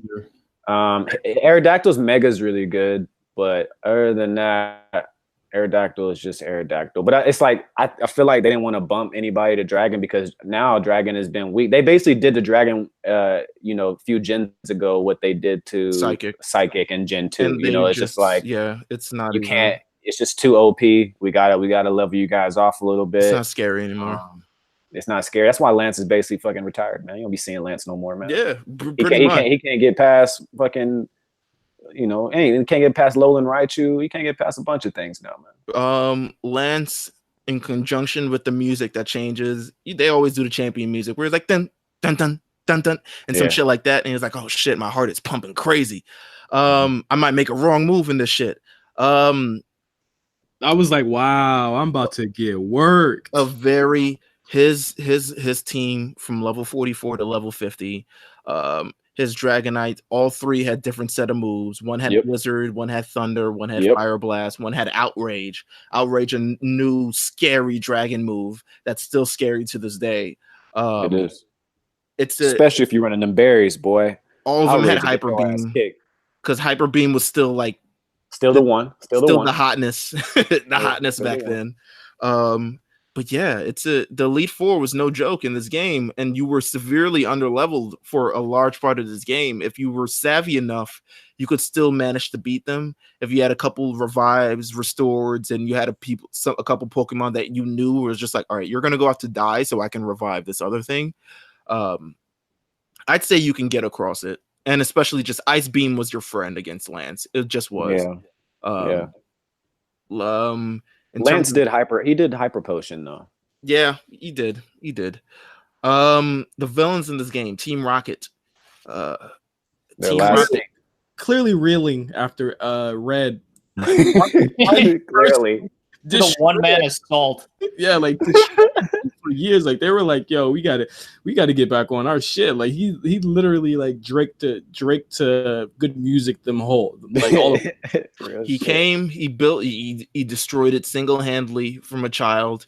He sent Giovanni into hiding. Giovanni's so ashamed that he was beaten by Kid, just never showed his face again. Mm-hmm. And the story is Team Rocket wants to find their leader once again to reassume power.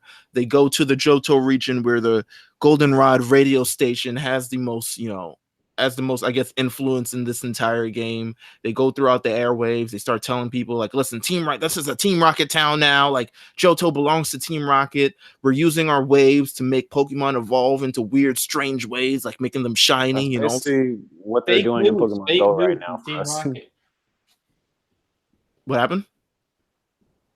No, I said that's basically what they're doing in Pokemon Go right now. This is true. Currently in Pokemon Go, there's a Team Go Rocket event, and they have taken over New York City, and now they're taking over the rest of the world, which is very, very interesting. Yeah. Dropping off Shadow Pokemon. The Goldenrod radio station, all this. I mean, I think just the most Team Rocket wasn't particularly hard in this game. They didn't really have that definitive de facto leader that anyone remembers. It was just like a lot of executives that eventually, it was like you fought like the AVP and then the VP and then like the director and like all this. It's their last little run. It's their last run. Yeah, like be clear, like you're not supposed to be fighting these guys. Like that's just how they are. You fought someone's supervisor, then you fought someone like the co-manager, like the district manager. Everybody's gone, bro. It's like Red had taken care of all that shit for the most the scientist, all this other shit, like all these other people in this Team Rocket. This that guy you're- is like, man, me and my Voltorb work at a call center. It is just like we're just fighting them. It's just like we're here to make sure our boss gets back in the thing, and then he never comes back, and they're defeated. So it's kind of very, very interesting. But the villains itself, I think, just the hardest part were that there were so fucking many when you go through that tower. You fought them underground, and then you fought them in the radio tower, and then I think like you fought them somewhere else again.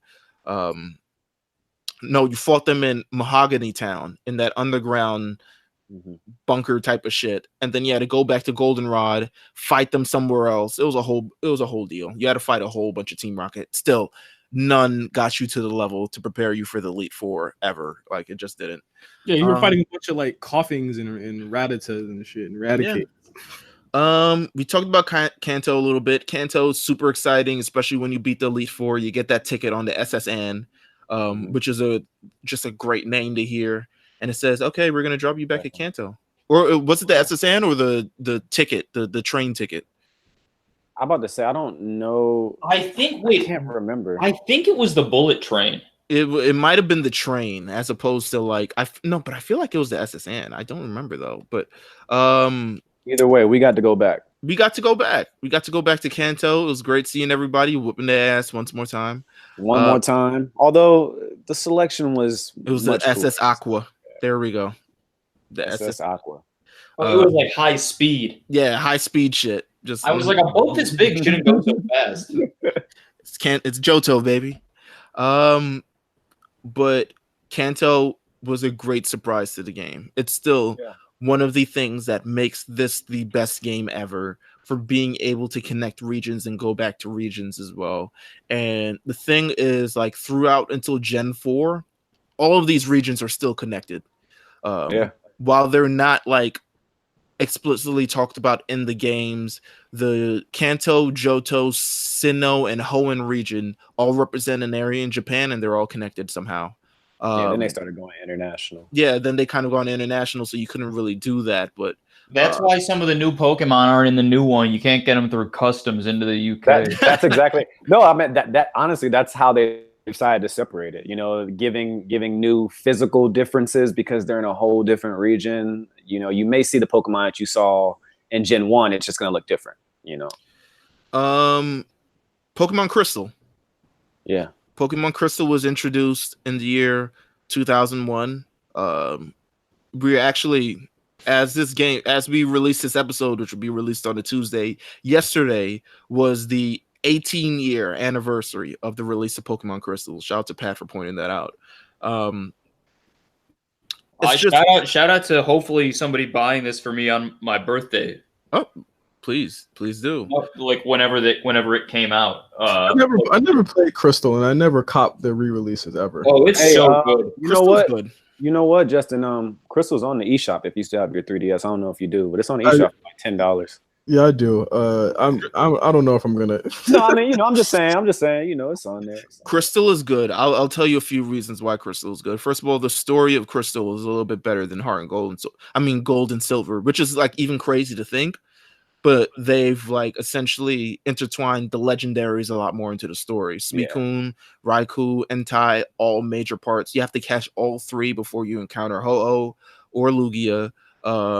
You get there's this like character called Yucine, which is like this very fanatic, borderline psycho over Suicune type of deal, who becomes this part of the story as well.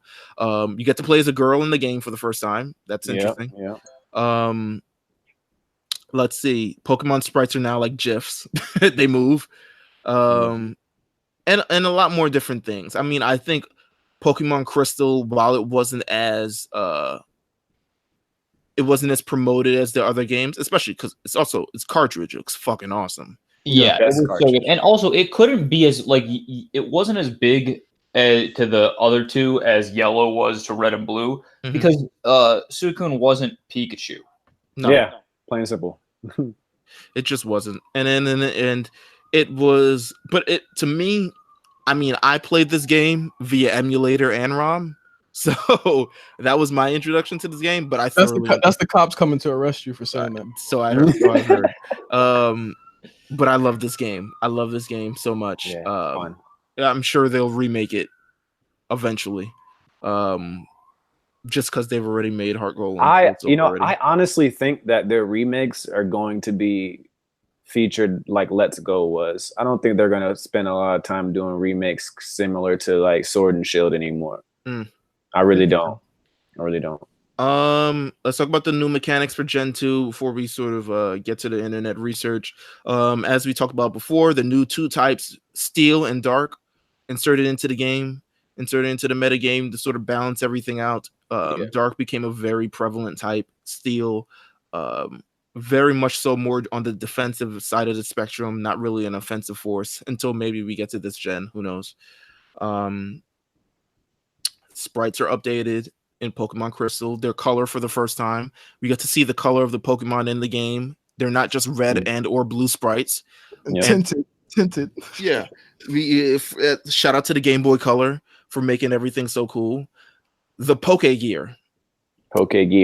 This is a watch / map / telephone / your mom calling you and telling you have this much money left. Do you want me to spend it on shit?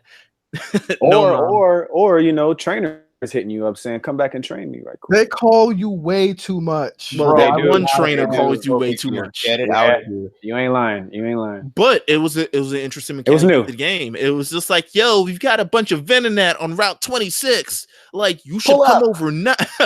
Pull up. Pull up on these Venonat, bro. Yo, I just saw a Beedrill. That was crazy, man, on Route 34. Like, Lightning, I'm not flying over there right now. Yeah. I don't know you. Nah, man, you want to exchange phone numbers? We just had this crazy battle. Like, I've never had that much money on a game because of my mom in a long time. For sure. Like, I think they had to get rid of that because everybody was stacked up. Like, no, your mom held it down. She held that shit down. It was legitimately a savings account, and it came back with interest. Like, Yeah, like a lot of money. Like, you could do anything you wanted to in that game because the money was so easy to come by. but if you made her spend the money, she spent it on like dumb shit. Like, no, don't have her. I bought a super potion. Like, super potions, but super potions are whack after a while. Like, how many? They're whack now for sure. Yeah, you get to Don't need 100. You get to 200 HP. Like, you don't need no super. What a fucking super potion's gonna do? Well, we pick up the max, mom. Yeah, give me some berries. That's what I'll say. Another, introduced to this game, apricorns. I don't know how to say it. Apricorns. You didn't have to learn how to pronounce it because they went away. Yeah, well, this is true. Apricorns. Introduced into this game. Shout out to Kurt from Azalea Town. Kurt was the guy who would flip your apricorns or apricorns, depending on how much of a douchebag He was a hustler. He was a hustler, man. He turned them into Pokeballs. To the dumbest. I think that was the dumbest mechanic they added in this game. I'm not, perhaps I wasn't not necessary for or against it, but I definitely didn't use it. I didn't need a specific Pokeball to really catch anything that I wanted. because it took the whole day. You couldn't come back until like 24 hours later. It's like, oh my god, we're ready. I've never taken advantage of one of the mechanics like this in these games, like this or like the hideout building. Like, I never did that shit. You didn't do the berry thing where you could, or the what was it, the Poffins where you had to spin them into little bullshit. I did berries to get Phoebus to evolve into Milotic one time. Or however you say that Pokemon's name. You did it right. Milotic. Milentic, yeah. Yeah. But other than that, I don't fuck with any of that stuff. A fucking bug ball, a water ball. Fuck out of here, man. Listen, it's a lure ball, catch water and bug types. Do I look like I'm catching bug types? No. Heavy ball in case you were approaching a Snorlax or something. Much better to suit. I only use Premier because they're cool looking, and that was probably it. Friend ball in case you want to evolve your Zubat into a Crobat because that evolved by happiness. Terrible. I hate happiness evolutions with all my heart. Well, you know what? Evolutions was the new sauce in this game. The happiness stuff, depending on what the Pokemon is, I don't care. Like Sylveon evolution for Eevee, I understood adding a new mechanic to get it, but other than that, yeah, bro, I don't need all of that. Some had to be happy in the day. Some had to be happy at night. Has to look physically different for me to like. Okay, I get why I got to do this for this Pokemon, but I'm not fucking Crobat. What? This For is what, true. man? It's But a listen, Crobat. you had to be happy in the day. You had to be happy in the night. You had to groom your Pokemon. There's a whole bunch of other things that are inserted into this game that weren't really necessary. But there was definitely, they introduced mechanics of like, okay, here's how you get friendship like faster. Like you had to give it a haircut or leveling up or like Use it battling in against, battle. yeah, or walking 512 steps or et cetera, et cetera. So this is not really gold or silver specific, but the only thing that Caitlin has ever seen me do, like looked over and seen me do while playing a Pokemon game, is what's the donkey in the new ones? Like Bray something, somebody. Oh, Mudsdale or something. Yeah, Mudsdale. Mudsdale. Yeah, his the younger version of him, whatever that is. Right. I was brushing Mudbray. I was brushing a Mudbray after a fight, and Caitlin looks over and just sees me like brushing this little donkey with a stylus. Like, now she thinks that's just all of what Pokemon is. Mudsdale was pretty good too, man, for whatever reason. Oh my god. I know, but like now, anytime like I'm like, oh, I actually do have to clean this motherfucker off, I like stand up and leave the room. That is so fucking funny. Oh my god. Another aspect brought into this game, the special had now been split into special attack and special defense. Big deal. Initially it was just special in the original games. It was just like, hey, you're special. I guess that's what made Alakazam so fucking strong. They were getting ready to get that meta together. This is like the most impactful change in the whole game. It is. It's the most important one. It sets up the Thus future far, yes. competitive play. Yeah. Until the next gen where they introduce abilities, which changes it once again. Yes, sir. Items got their own compartment in each bag instead of all fin. So your bike, your master balls, your potions weren't all in one fucking bag. Love not having my bike in my backpack. I know, right? Held items are introduced. You can hold items now. You can hold items to evolve. You can hold items to heal. You can hold items for battle. You can hold a lot of different things. That was introduced to the game. A very thing that's still used today and will continue to be used. Time system. Yeah. Day and night. Day and night. You could jig that so bad. Like that is literally the time system is how I got a lot of the fucking jigs I did in this game. Like the item dupe glitch. Huh. Well, we had that. I mean, like, because like you could dupe. Oh, actually, no, it was an item. It was Pokemon dupe, and you made them hold an item, and that's how you got. And then I would. Yeah, I was duping shit. Oh wow. You're so proud of yourself. I didn't realize what I was doing at the time, but the one who I duped everything with was Jinx because I thought it was just such a lame Pokemon. And now when I am older and I realized how racist it is, I'm happy that I used it just for cheating. I love that. I love that glitch because like it was also very dangerous. Because if you remember to do the dupe glitch, you have to turn the game off as it's saving. Yeah. Oh yeah, I'm pretty sure I lost one time. Interesting. That is another glitch in this game. The timing thing. Yeah, days, nights. Yeah, days in the game. You could only catch Lapras on Fridays. Fridays at night. Fridays at night. That's Lapras hour. Tuesday, Thursdays, and some other day. Bug contests. Some shit to do in the game. Other periods of days type of thing and night thing. You could only evolve certain Pokemon at night. That's the kind of deal it was. So introducing day and night into this game made it very, very cool. Made it very, very expansive. It was all cool until they introduced weather into the game. I wasn't with that. Genders it doesn't run well on any system. No, not at all. Genders were introduced into this game. Male, female. Pokemon are male and female now. It had to be done because again, it looks like for me, Gen 2, they were prepping for what was next for this game, which is, playing competitive and, online and all that fun stuff. That was the future.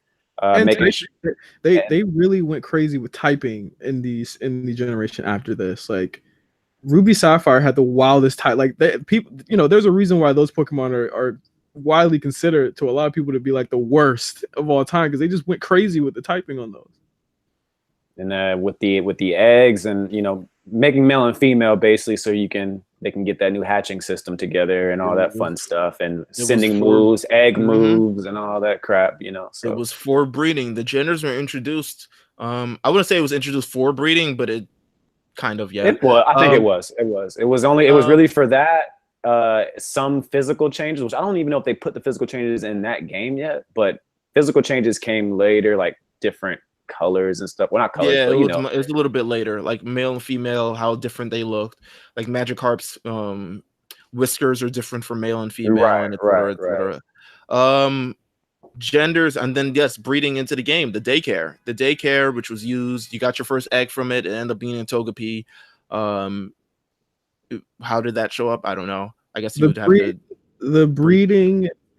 The breeding house, aka Jinx's gangbang, not Jinx's, Ditto's gangbang. Ditto's gangbang. Yes, that's right, bro. Get your Dittos in there. You get your Ditto, and you straight to go, man. That's the only reason why people catch you. If you wanted to get your double, if you wanted another one of your Pokemon. Why were all the because like they wouldn't breed if they weren't attracted to each other. So like, why would Pokemon just be attracted to every Ditto in the game? Like, telling you, man, Ditto got a lot of shit, man. I told Mills and Pat about the Ditto story. Dittos are just failed Mew experiments, and that's why they weigh the same. They're the same color, have the same shiny, have the same everything, because they're just Mew. Mews are also the only Pokemon who can use Transform.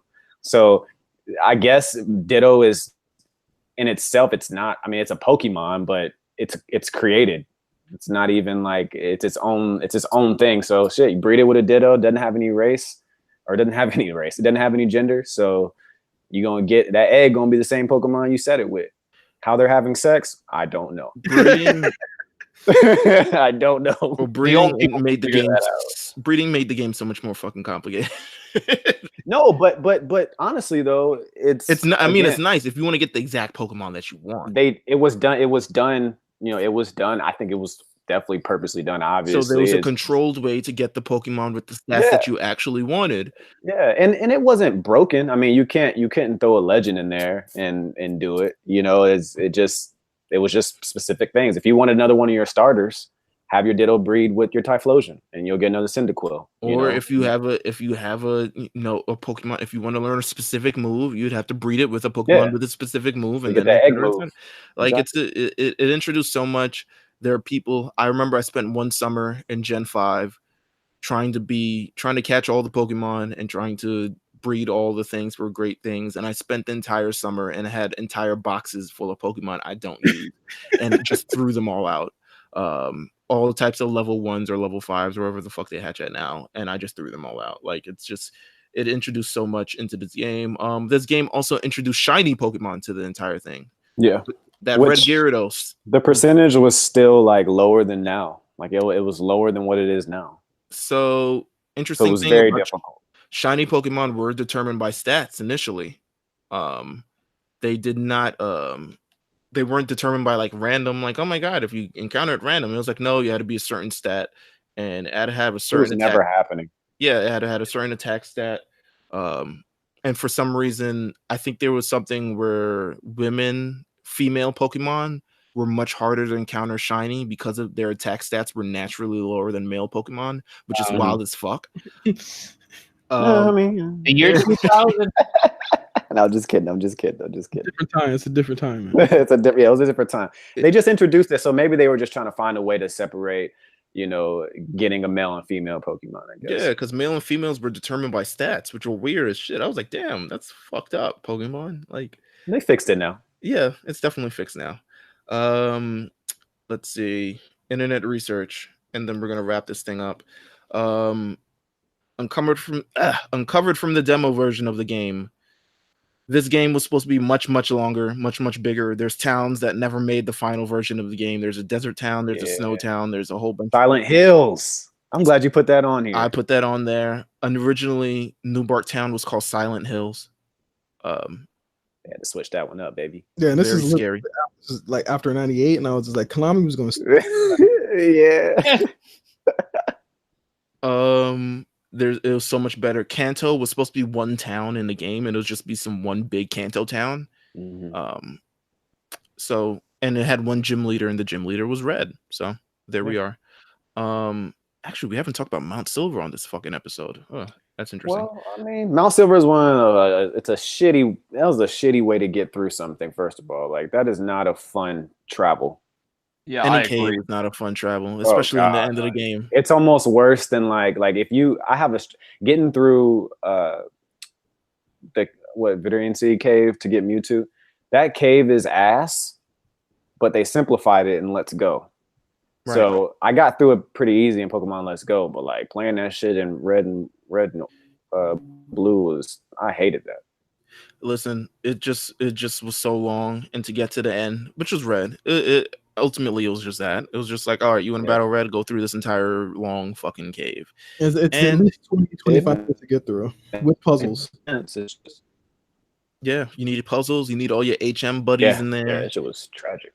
It was trash. Oh, Kanto was originally one town in this game, had one gym leader, and that gym leader was red.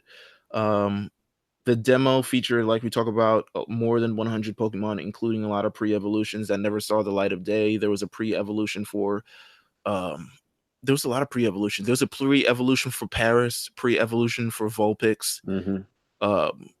There were a lot of things that end up like Leafeon which ended up in Gen 4 was, featured in this demo of the game.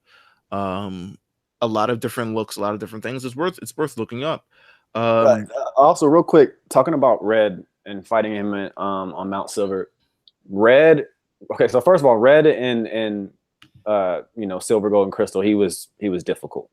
His Pikachu was like a level 81. He had an Espeon, Snorlax, Blastoise, Charizard, Venusaur. Now, Red and Heart Gold, Soul Silver was the worst. The absolute worst. Yeah. His Pikachu went to a level 88. What? It had first of all, and then it got Volt Tackle, which is the strongest the strongest electric move in the game. It did 120, and it held a light ball. Okay, so then he had a Lapras level 80, a Snorlax 82, a Blastoise 84, a Charizard 84, and a Venusaur 84. He had nothing below 80 in Heart Gold Soul Silver. He was a bitch to fight. And not to mention that game had abilities. And so you had to deal with the same Pokemon he had except for Espeon. And he threw the Lapras in there. They had their abilities. Some held items, new moves. It was so. That's why I like everybody to play Heart Gold Soul Silver if you can. Yeah, like it is. It's just so fun. It is a fantastic game. Also originally in this game was a skateboard. The skateboard was also supposed to be the bike, except the difference between a skateboard is you could skateboard inside houses. Man, get a car. One of these dudes need to get a car. They're 10 years they're old. They're too young, man. My man Gary had a whip though, and Gary was 10. He had the whip. So he also had women. So it's like he did also have women, which was Can they add dating to Pokemon? dating. I don't know. No, they haven't really done it. Only for the Pokemon. I've made female characters ever since they added to it. So I always make a female. When we get to the next Gen 3, which is double battles, I think that's probably the closest thing to dating that we'll get. Mount Silver is also based off Mount Fuji in real life. This is true. It's all Japan all the way up until Gen 4. It's all Japan. Gold and Silver, if you still have your game cartridge, it will no longer save anymore. No, and if you're lucky, it will no longer play anymore. Yeah. And that Mine is doesn't work because at all. the time measuring chip in the cartridge, which controls the night and day aspect of the game, only lasts 5 to 10 years before it dies. If you guys want to upgrade it, you can. What does it Gotta do? send it out. What does it do when you try and play it? Nothing. It just won't. It won't even turn on. You can only do new game, right? Yeah, you can only do new game. You can't. It won't save. Like if you go save it and you turn it back on, it's just gonna say new game option again. Wow. You can get that chip. Like you can if you can buy those chips online and shit and put a new one in there for another 10, 15 years. But it's like, obviously these games are being re-released now in their eShops and all that shit. So it's kind of pointless. But yeah, if you have an old version of a game, there are people out there who put new chips in there. So if you're into that. That is the wrap up for the second generation game for the Mount Silver podcast, episode 3. I want to thank Justin for coming through and telling all the great stories. Yeah, no problem. This is again, the game that really got me started in Pokemon and got me loving the series. I got Red and Blue really late, and Gold and Silver was the first one I got the day it came out. I look forward to talking about the new games with you fellas when they drop later this year. Definitely. But yeah, really, really great just being able to talk about video games, one of my favorite subjects. So thanks for having me. Pat, once again, happy birthday, my friend. Thank you. Happy birthday. I hope we didn't keep you too long from all the birthday festivities. No, not at all. This is totally perfect. You said this is coming out. We have a big week of episodes dropping. Big week. This is coming out. We got the triumphant return of late fees this week. Yes. We're doing our year anniversary Tarantino retrospective, including the new one. We are going to be up so late on Monday. I'm going to see it tonight. Oh man, it's so good. I've seen it twice. Fantastic. Yeah, I'm going to see it tonight. So we got the return of late fees tonight. What else do we got on the network this week? We have the Lookout. Yeah, and we have this obviously, which people will hear when they hear this. But we have the Lookout coming on Tuesday, and it is their Dragon Ball GT episode. We talked with Balvin about GT long form, what we liked about it, but mostly what we disliked about it. if you watch this, if you listen to this episode, I guarantee you will not have to watch Dragon Ball GT ever again. So we pretty much watch this episode. You'll be clear. You don't have to worry about it. I told Mills, I said, I'm going to watch the whole series, so I don't have to watch it again for another 20 years. So like that's kind of like what I did. It's a fun episode. We had a good time, but yes, we had to talk about GT. We had to talk about GT. We have this coming out, Mount Silver Podcast, Gold, Silver, Crystal, and then you can expect the next one sometime next month.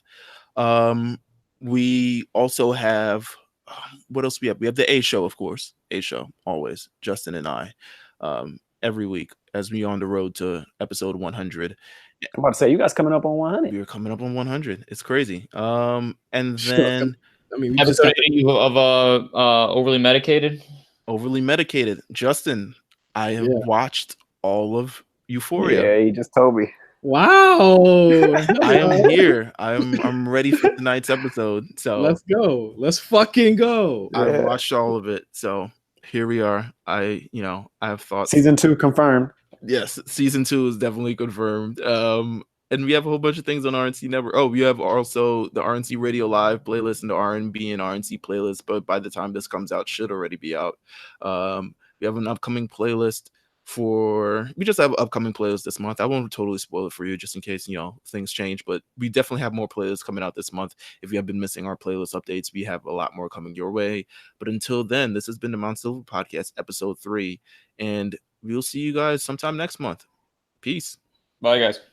Yeah.